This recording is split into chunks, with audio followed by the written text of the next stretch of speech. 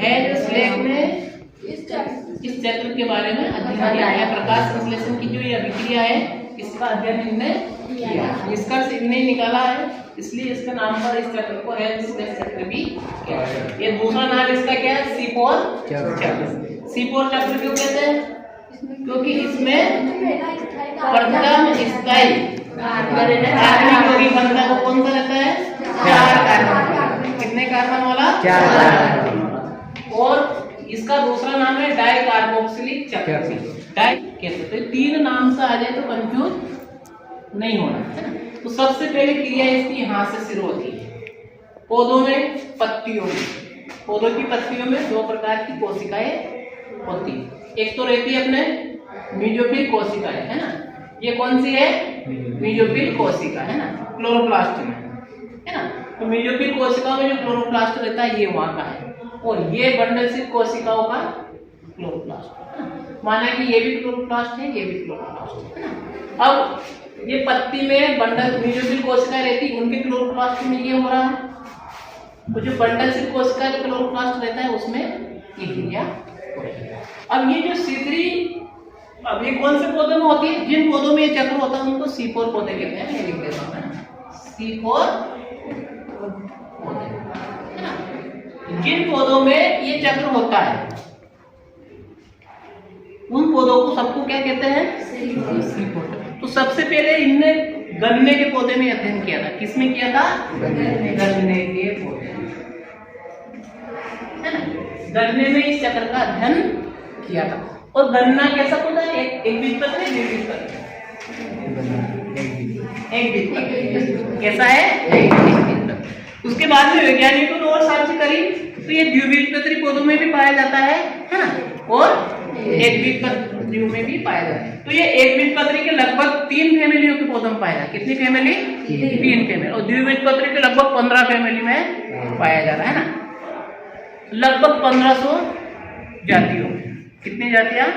1500 जातियों में ये पाया जाता है। पौधों की ये चक्र पाया जाता है। तो सबसे पहले ये तो समझ में आएगा ना। अब इसमें क्रॉस एनाटॉमी, ये जो पौधे रहते हैं ना, C4 पौधे, इन C4 पौधों में क्रॉस एनाटॉमी पाई जाती है। कैसी पाई जाती है?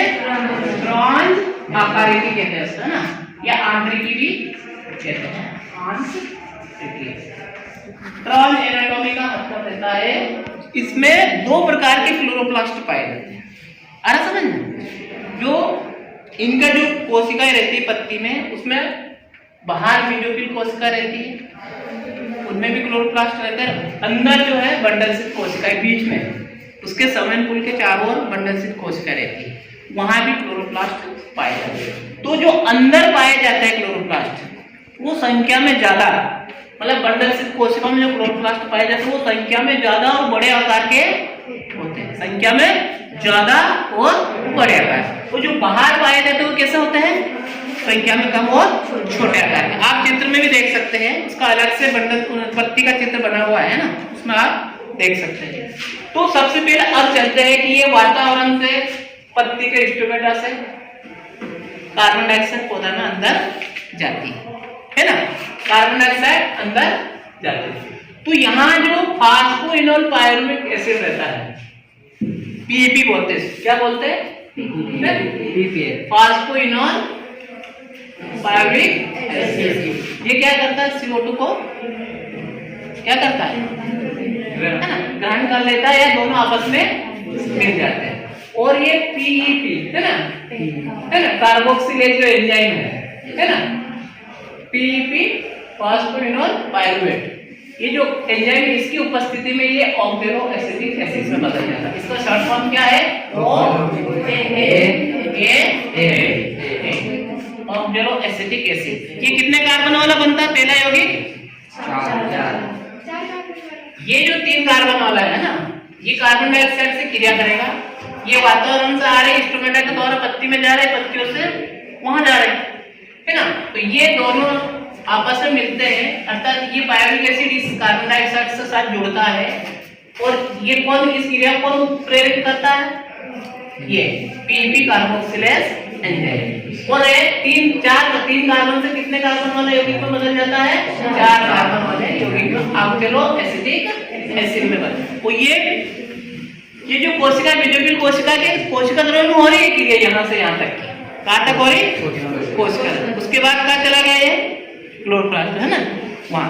इसके बाद अगली प्रोसीजर में क्या होगा?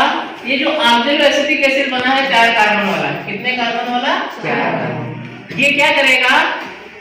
जो प्रकाश संश्लेषण की प्रकाशिक अभिक्रिया में एटीपी बने थे और NADPH बने थे ना, अचक्रीय प्रक्रिया में NADPH बने थे, उन NADPH का उपयोग करेगा ये।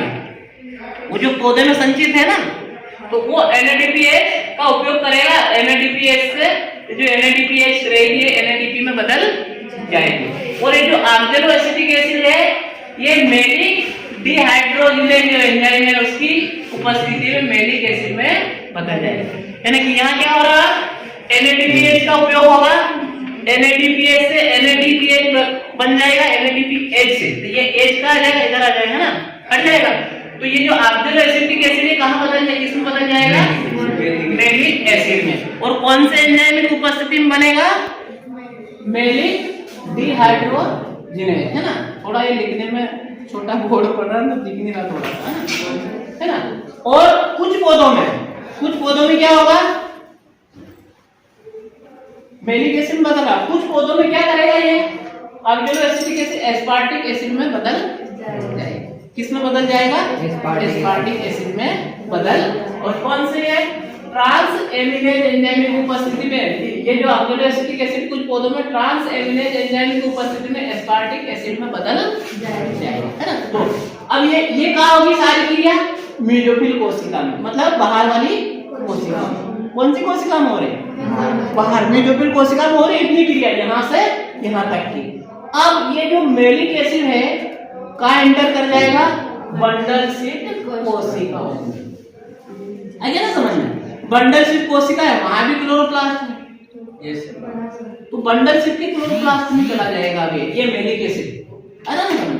अब ये बंडल शीट कोशिका में आ गया ये, है ना। तो ये मेलिक एसिड ही है, वहां से यहाँ मेलिक एसिड आ रहा है ना। अब ये मेलिक एसिड यहाँ क्या करेगा? ये जो एंजाइम लिखा ना आपने, क्या लिखा है ना? रिबोनुल फॉस्फेट, है ना, ये रिबोनुल फॉस्फेट है।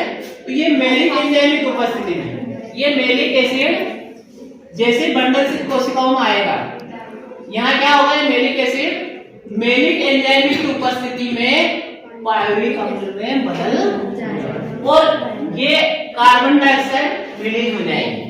आ रहा समझ में? यहाँ पे कार्बन डाइऑक्साइड बाहर निकली है, यहाँ इंटर हुई थी, यहाँ कार्बन डाइऑक्साइड फिर बाहर, इसलिए हम C4 C3 पौधे में अंतर पढ़ा था ना हमने। तो क्या पढ़ा था कि इसमें 2 बार कार्बन डाइऑक्साइड का उपयोग है ना, एक बार अंदर आती है, एक बार यहाँ उपयोग हो रहा है। और ये जो निकल रही है कहाँ उपयोग हुई? केल्विन चक्र। ये इतना पे केल्विन चक्र आ गया है, ये यहाँ से ये जो इतना है ये केल्विन चक्र आ गया है।